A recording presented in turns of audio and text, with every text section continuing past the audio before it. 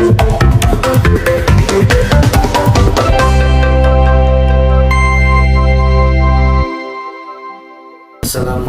warahmatullahi wabarakatuh. Selamat pagi dan salam sejahtera bagi kita semua. Bapak Ibu, teman-teman profesi akuntansi dan administrasi perkantoran dimanapun Anda berada, kali ini saya akan membuat tutorial aplikasi Petty Cash untuk semua bisnis usaha perkantoran. Aplikasi ini dibuat untuk pengeluaran perusahaan yang sifatnya insidental dengan nilai nominal yang kecil. Aplikasi ini sudah bisa terintegrasi ke dalam aplikasi jurnal, sehingga user tidak perlu lagi membuat jurnal. Aplikasi ini juga bisa menjadi membatasi atau menjadi barrier untuk setiap pengeluaran proyek. Jadi dengan adanya aplikasi ini diharapkan dapat membantu admin atau dalam hal ini kasir perusahaan untuk memonitor sekaligus membuat pencatatan dengan lebih mudah dan praktis. Baik, tanpa buang waktu, saya coba untuk menampilkan dan mempresentasikan bagaimana kerja aplikasi Petty Cash. Selamat menyaksikan.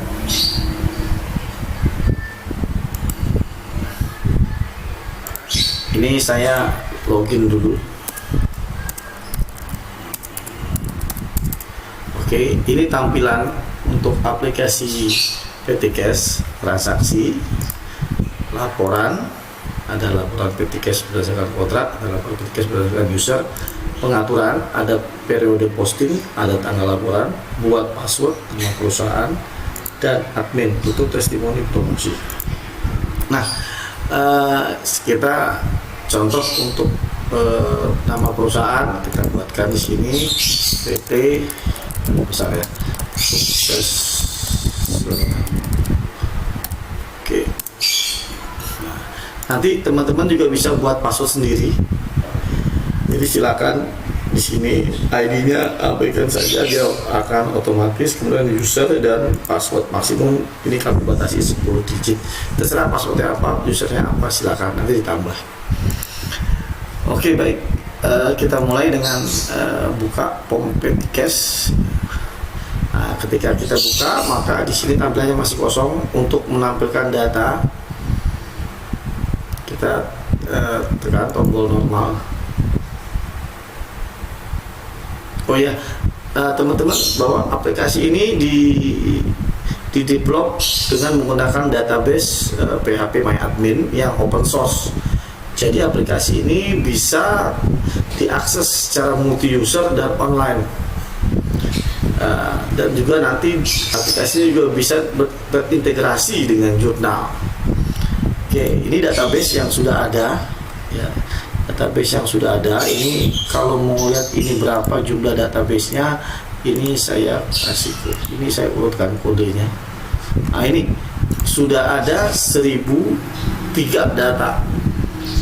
Jadi sekali lagi bahwa aplikasi kami ini sifatnya user friendly, dan karena dipisah antara database dengan aplikasinya, maka aplikasi ini tetap bisa berjalan karena datanya dipisah.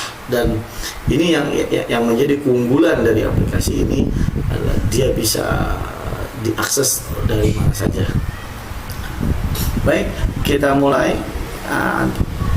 Atau misalkan user ingin mengentry data. Nah, di sini kita lihat ada saldo petty cash 5.077.200. Ini menunjukkan saldo yang update. Nah, saldo ini terkoneksi dengan jurnal petty cash yang ada di aplikasi jurnal. Jadi artinya ketika nanti saldo petty cash-nya tidak mencukupi pengeluaran petty cash, maka secara sistem dia akan menolak dan user diminta untuk menambah nilai petty cash-nya dulu. Baik, misalkan ini tanggal ya, kita misalkan tanggal sekarang tanggal 28, nama usernya misalkan Budi, itemnya misalkan di sini BBM. Nah, untuk jenis item misalkan di 229, nomor kontraknya misalkan di sini office, DKH-nya misalkan di sini material, satuannya misalkan di sini liter, nah, misalkan 10, misalkan harganya 7650, 100, nah 700. Sebelumnya ini ada item, ada jenis item 1, 2, kemudian kontrak DKH. Ini untuk menunjukkan list ini nanti teman-teman masuk ke aplikasi ke modul tabel. Nanti kan kami akan jelaskan modul tabel itu seperti apa. Jadi modul tabel adalah modul untuk menyimpan data-data tabel yang berhubungan dengan modul-modul terkait dengan modul-modul yang ada. Jadi misalkan akun itu adanya masuknya lewat data di modul tabel. Nah, kemudian di sini misalkan item 1, item 2, kontrak, DKH atau RAB, ini masuknya juga nanti di data tabel. Jadi di sini untuk entry datanya saja. Baik, misalkan ini beli BBM buat jalan-jalan misalkan. Oke. Setelah ini maka otomatis dia akan menghitung. Nah, ini kita tambah, data berhasil tambah, maka data akan masuk ke dalam satu tempat sementara. Nah, di sini. Nah, kalau teman-teman ingin membuat lebih dari satu data, silakan ini di close dan teman-teman input lagi. Misalkan di sini BBM lagi, kemudian di sini adalah tadi kan nomor B-nya 225 mm, sekarang gimana? Jadi ini liter. Nah, ini misalkan 20 liter, ini 7650. Nah, perhatikan total DPP yang pertama ditambah dengan DPP yang kedua, ini totalnya jadi 900. Jadi secara otomatis ketika DPP pertama tadi 76.760.000, maka ditambah dengan DPP yang kedua 183.000. Inilah totalnya. Nah, jadi beli BBM lagi aja. Nah, berarti nanti dia ada dua data. Totalnya 918.000. Nah, kita buktikan 918.000. Nah, ini 918.000 totalnya. Jadi, nah begitu seterusnya. Jadi di sini batasannya hanya 25 baris. Jadi artinya ketika masih teman-teman mau input satu kali namanya voucher itu nanti beberapa data, ya silakan. Kalau sudah, maka teman-teman tekan tombol kunci, yaitu baru, kemudian muncul tombol tambah dan data berhasil disimpan. Nah, ini untuk melihat datanya, maka teman-teman update lagi dengan pencet tombol normal untuk update data lagi. Nah, sebentar karena ini koneksi. Nah, untuk melihat mana kode yang terbaru, teman-teman pilih kode, kemudian nah ini Budi nomor 99 Budi. Nah, bagaimana? Tadi kan datanya ada dua, kenapa munculnya satu? Nah, ini untuk tampilan untuk di modul di screen ini adalah data yang tadinya beberapa data digabung satu. Tapi untuk melihat breakdownnya, teman-teman tinggal tekan tombol cari, kemudian pilih nomornya satu, enter. Nah, setelah ini pencet teman-teman pilih filter. Jadi harusnya dengan kode 99 ada dua. Nah, ini kode 99 ada dua, yaitu kode 99 yang pertama dengan nilai 765.000 dan 100.000. Jadi yang muncul di sini hanya satu. Ini tujuannya supaya teman-teman tidak data tampilannya ini tidak terlalu banyak dan tidak mempusingkan teman-teman juga. Oke, bagaimana cara mencetaknya? Nah, kayak tadi sama, ketika teman-teman sudah memilih tadi, maka teman-teman tinggal print saja, tinggal cetak. Nah, cetak. Nah, nanti tunggu sebentar, lagi proses. Nah, ini cetaknya, ini vouchernya. Nanti tanda tangan di sini, boleh cetak boleh tidak. Nah, kemudian kalau sudah, maka di close. Nah, teman-teman misalkan untuk lebih lagi. Nah, sekarang bagaimana dengan jurnalnya? Nah, untuk menjurnal, teman-teman tinggal sama kayak tadi, tekan tombol cari, kemudian pilih nomornya, nomor satu ya, dia akan di sini. Nah, ini tombol jurnal di sini. Oke, nah tombol jurnal. Nah, di sini isi bebannya apa, biaya atau beban apa, misalkan beban BBM. Nah ini, nah ini otomatis dia kasnya langsung muncul. Terus beban administrasi banknya 0. Kalau ada administrasi banknya ada, masukkan. Kalau nggak ada, tidak usah ditulis 0. Setelah itu teman-teman pencet tombol ID, kemudian tambah. Ini tampilannya. Nah, kalau dia hilang tampilan lagi, tampilannya. Kalau sudah pencet cetak. Nah, ini langsung mencetak dan langsung ini jurnalnya. Jurnalnya adalah beban BBM pada kas. Nah, ini data ini sudah otomatis masuk ke database jurnal. Dan untuk membuktikan, nanti yang bagian jurnal tinggal dibuka aplikasi jurnalnya sudah masuk belum. Nah, untuk membuktikan, sedangkan untuk di aplikasi PTCash ini bisa dilihat dari saldo PTCash-nya akan berkurang 915. Kita lihat saldo PTCash-nya pasti akan berkurang 918.000 harusnya. Wah, ini koneksinya ini. Nah, tadinya kan saldo PTCash 5.077.000, sekarang jadi 4.100.000. Nah, ini otomatis. Berarti kalau ini saldo PTCash yang berkurang, berarti datanya sudah masuk ke aplikasi jurnal. Nah, inilah integrasi antara kedua modul tadi, aplikasi tadi. Nah, itu untuk membuat PTCash. Nah, ini mudah sekali teman-teman, tombolnya juga tidak banyak ya. Untuk melihat isi daripada masing-masing kode ini, teman-teman bisa buka di sini masing-masing. Kita misalkan logat, tinggal cari aja nomor 12. Nah, ini coba isinya apa, pencet filter. Nah, ini isinya gitu kan. Nah, bagaimana kalau mau mengedit, menghapus. Nah, sama teman-teman. Nah, ini kita lihat, misalkan kita mau menghapus kode yang tadi, yang 999 ya kan. Ini teman-teman tinggal cari nomor 1, dan kemudian ini. Nah, di sini kalau kita mau hapus, kita tinggal pilih yang mau dihapus, maka tekan tombol hapus. Nah, data PTCash sudah ada di database jurnal. Artinya ini harus dihapus di database jurnalnya. Jadi tidak bisa dihapus. Kenapa?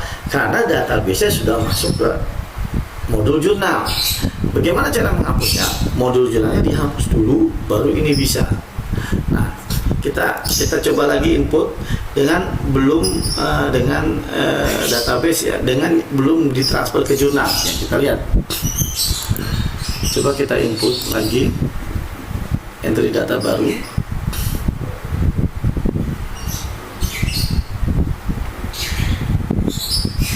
Oke, ini misalkan tanggalnya kita bedakan ya, 29, misalnya namanya Amin, misalnya jangan ya, misalnya namanya Joko gitu. Nah, misalkan di sini adalah apa ya, misalkan ban ya, ban. Nah, misalkan B berapa, B ini mobilnya, ini kontraknya, ini misalkan office, ini material, ini ban buah ya. Ini ada set deh, biasanya set deh. 12 misalkan, 1 juta banyak. Oh, udah kelebihan nanti. Nah, ini kita sekalian beli ban.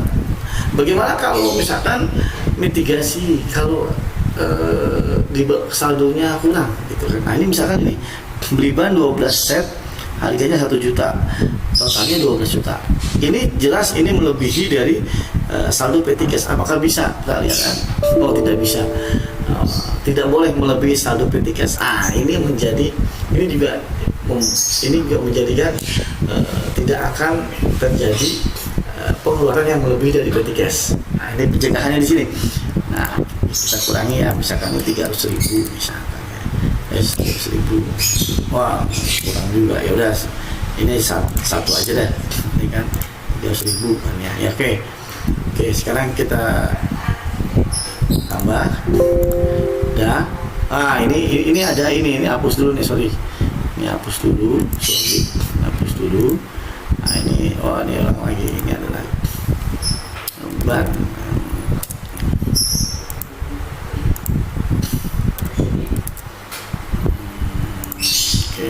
Ini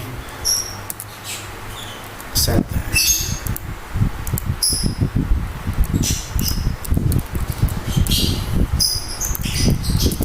dari ban.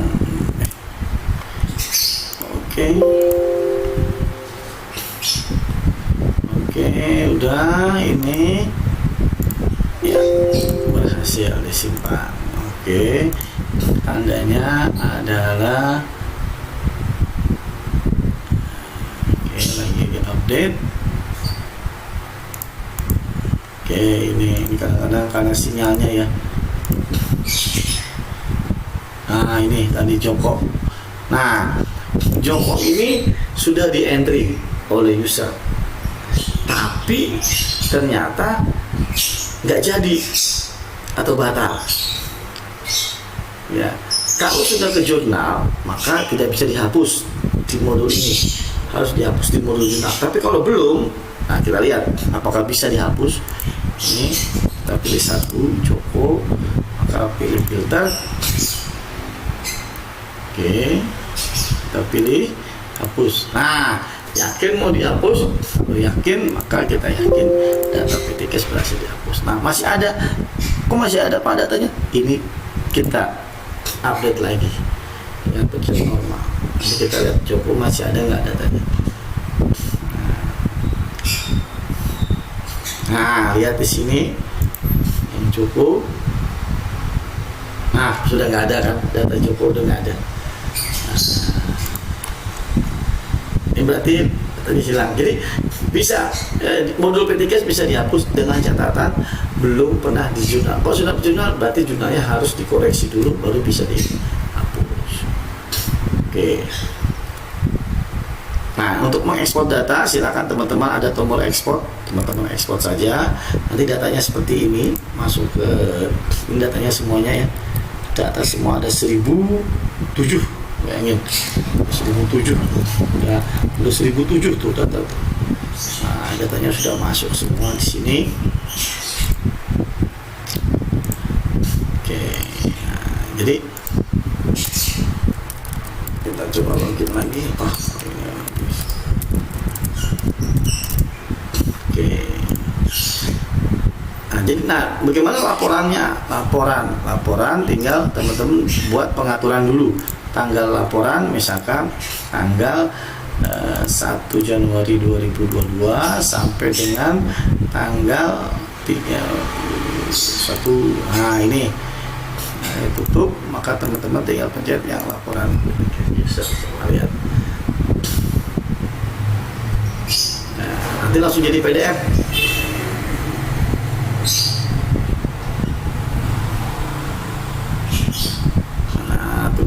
Kita tunggu lagi proses. Nah, karena sinyalnya ini. Nah, ini laporannya teman-teman, lengkap sekali laporan PT Sulsel apa yang PT Cash, ini semua PT Cashnya dari mulai 1 Januari sampai dengan 22 sampai 31 Agustus 2022. Ini laporannya. Ini teman-teman nanti bisa termasuk laporan jawabannya. Nah, teman-teman bisa periodenya bisa tentukan sendiri. Baik, itu saja yang bisa saya sampaikan untuk aplikasi PT Cash. Silakan teman-teman bisa kontak ke sini jika membutuhkan aplikasi ini. Nah, ini aplikasi. Nah, ini kontak saya. Oke, silakan. Nanti di channel saya juga nanti akan kami tampilkan juga penawaran ini. Silakan teman-teman yang berminat, nanti bisa kita bantu secara dan bisa di customize sesuai dengan kebutuhan perusahaan masing-masing. Baik, itu saja yang bisa saya sampaikan. Lebih kurang saya mohon maaf. Sekian, dan atas atensi dan kerjasamanya, dan terima kasih. Wassalamualaikum warahmatullahi wabarakatuh.